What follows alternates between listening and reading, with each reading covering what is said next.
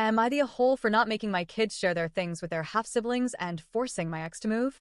This situation has gotten completely out of hand, and now the family is split, emotions are high, and I'm stuck wondering whether I'm being a jerk or just setting a boundary that should have been set years ago. I'm a 45-year-old dad to two kids, Emmy, 14F, and Travis, 11M, from my previous marriage to my ex-wife Mel, 40F. We were married for over a decade, but we divorced several years ago after things got ugly. Without airing all the dirty laundry, let's just say resentment ran deep on both sides by the end, and the healing was slow, if it ever really happened. Now, for context, I'm not some self-made tech mogul or CEO, but I do come from old money. My grandfather left behind a substantial family trust that was structured in a way that kept it off the table during the divorce. That trust pays me enough to live very comfortably. Mel hates this, and honestly, I can't blame her to an extent. She watched the lifestyle continue for me while she had to start over. When we divorced, Mel never went back to work. She used to be a teacher before we had kids. I didn't fight her staying in one of my parents' rental properties rent-free so the kids could live nearby and keep a sense of stability. I thought I was doing the right thing, keeping peace for the kids. She got a second chance at love, remarried a couple of years ago, and now she has two more kids with her new husband. From the outside, it seemed like things were working out for her too. But here's the issue. My kids live very different lives when they're with me. I pay for private school, extracurriculars, vacations, and tech. This year alone, Emmy got a new MacBook for school, Travis got a Switch 2 for his birthday, and they both just came back from a ski trip with my extended family. Meanwhile, their half-siblings live in a household that, to put it bluntly, is struggling. And it's not because they're lazy people, it's just that Mel and her husband haven't gotten back on their feet financially, and that resentment they feel? It's trickling down. Lately, my kids have been refusing to bring any of their stuff over to Mel's. They don't feel safe doing so.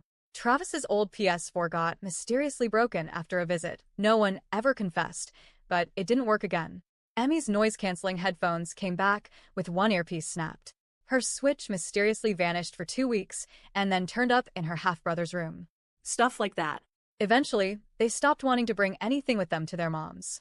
And then, when Mel noticed that they were keeping their new stuff at my house, she flat-out banned them from bringing any gifts or electronics to her place. It causes jealousy, she said. But what that really meant was, if your stuff makes your half-siblings feel bad, just leave it behind. And now, the kids don't want to be there. I mean, how many 11 and 14-year-olds want to go stay somewhere where they're told to leave their things behind and walk on eggshells so their younger siblings don't throw tantrums?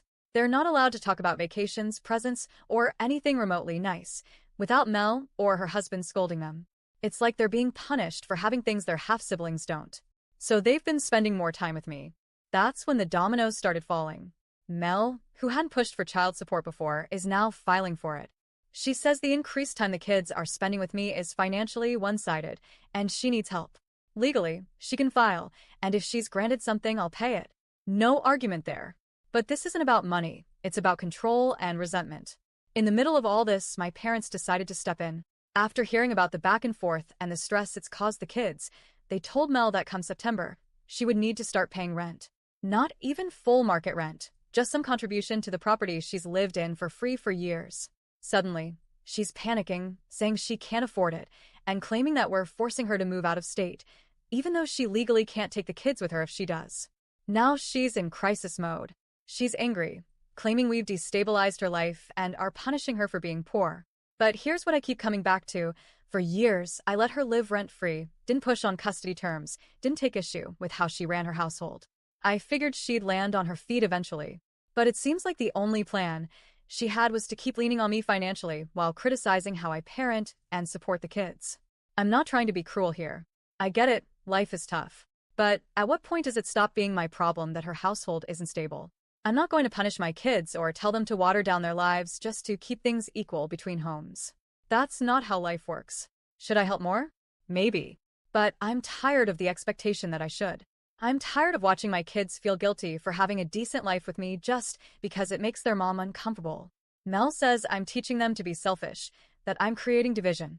But what I'm really doing is showing them that it's okay to set boundaries, even with family. Still, part of me wonders if I'm being too hard on her. Maybe I am being dismissive of how hard her situation is. Maybe I'm not giving enough thought to how this is affecting my kids emotionally, being caught between two very different worlds. So, Am I the whole for refusing to make my kids share their things with their half-siblings and for forcing my ex to move by no longer providing free housing?